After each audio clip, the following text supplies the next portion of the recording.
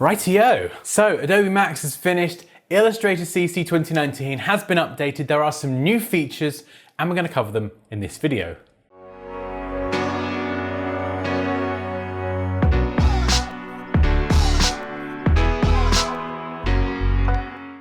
Hey guys, you're watching Dansky, the place to be to develop your creative skills, and in this video we're going to be covering the major updates to Adobe Illustrator CC 2019. So without further ado, let's jump into it. So first up, we're going to look at my favorite new feature, Freeform Gradients. So previously in Illustrator we could select a shape, grab the gradient tool, and on the gradient type we could select linear and it will go from one direction to another, whether it's horizontally or vertically.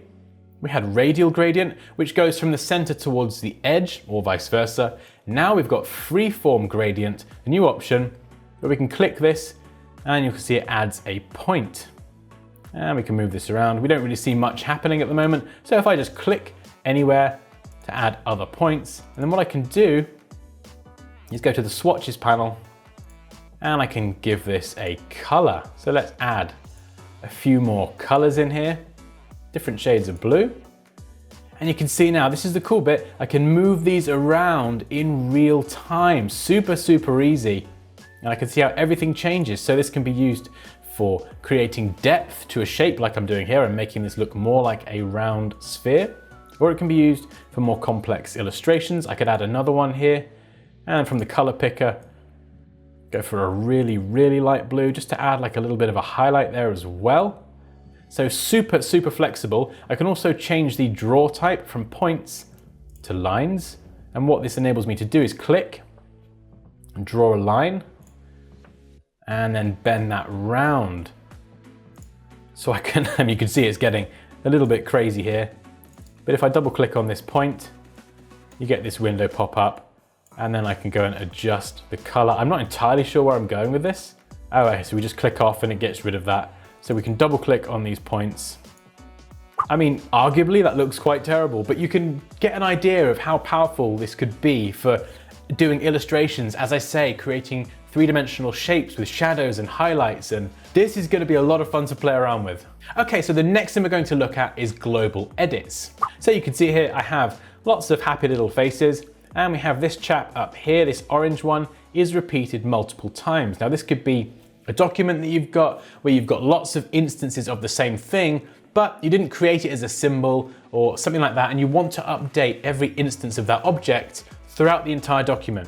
Now there is a quick and easy way to do that. So what I'm going to do is select every instance of the object that I want to update. So we have this little orange face here. I want to change the orange to a purple. So I've selected the orange square. Now from the property inspector on the right, I've got a drop down here next to the global edit option, and I can specify the preferences. So I want to match every other instance of this object that has the same appearance and the same size. So I'll check these boxes. And if I click Start Global Edit, you can see it highlights every other instance of this object that matches the same appearance and the size. So now what I can do is I can double click the color picker or go to the swatches panel and we'll pick that purple I was after. Click OK and boom, there we go, we've updated it. So let's try something else. I'll click the mouth now and click Start Global Edit. Again, you can see it selects every other instance of this, and we can just go to the direct selection tool and I'll just click and hit delete or backspace on these parts of the mouth, and you can see it removes the tongue from the mouth on every other instance of that shape. Another way to come out of global edit mode is you can just click this to start, and if you just click anywhere else on the workspace or select another object, it will bring you out of that global editing mode. Okay, so next up we've got Toolbar Customization. Okay, so you can see I've got a new document here and I'm using a very streamlined set of tools. From this dotted icon at the bottom, we can expand this out and we have all of the tools that would go in the toolbar in Illustrator. And from the menu icon at the top, you could select Advanced, which would pack all of those tools into the toolbar here. But because we're using Basic, we've got a lot of tools that aren't actually included. So I'm going to go through and grab some tools here. And you can see I can add these either with other tools and group them together, or I can add them in between. So I can go and add a whole bunch of tools here, the tools that I use most often.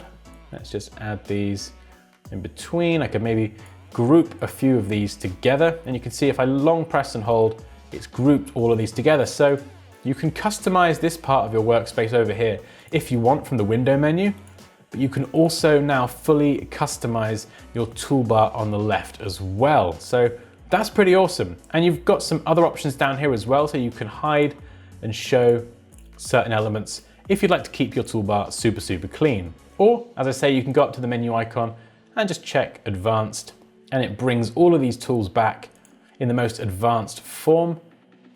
Or you can create new toolbars. So you could create a new custom toolbar, and then you can manage those toolbars and easily switch between them. So if you do use Illustrator a lot, then it's probably worth taking the time to set up your own toolbar so you've got all of the tools that you use all the time right there ready to go. Okay, next up we've got fonts integration. So I've typed some text here with the type tool. Then we can select this, and from the character panel on the right, you can click the drop down and you can preview all of these in real time. We can also change the text as well. We've got the quick brown fox jumps over the lazy dog, and we can preview this here. We can adjust the preview size as well as clicking these filters, and we can filter fonts directly in Illustrator, the same as you can on Typekit, which is now called Adobe Fonts.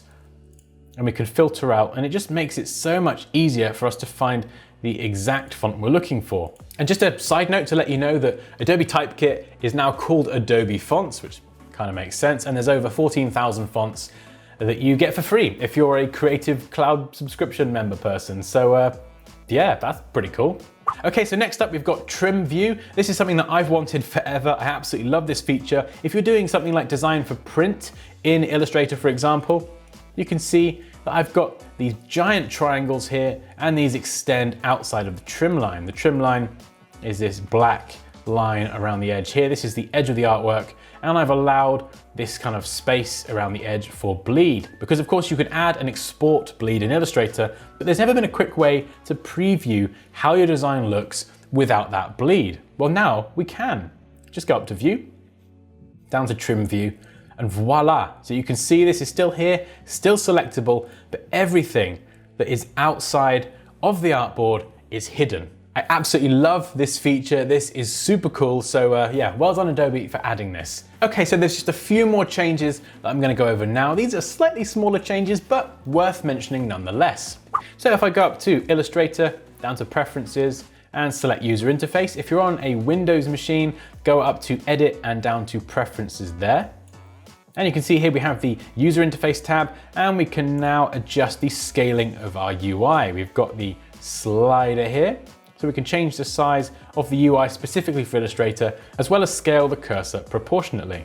Something else we can also do is we have a presentation mode. So if you are designing slides in Illustrator, for example, you can go to View, down to Presentation mode, and this hides all the tools, the clutter and everything, so you can present your slides, and then simply press Escape on the keyboard to come back out. And the last two things that I'm going to mention are the added external GPU support for anyone using Illustrator on Mac OS. I think that's 10.13 or later. And also there's over 30 performance enhancements. This is like under the hood stuff, just to make Illustrator a bit more snappy, responsive, quick, and just overall perform better. So yeah, that's cool. And there we go. That wraps up the video covering the newest features for Illustrator CC 2019. I will add a link in the video description to the original blog post if you'd like to check out the features for yourself in a bit more detail. Let me know, what are your favorite features from the new version of Illustrator? But as always, like this video if you enjoyed it, take care, and I'll see you next time.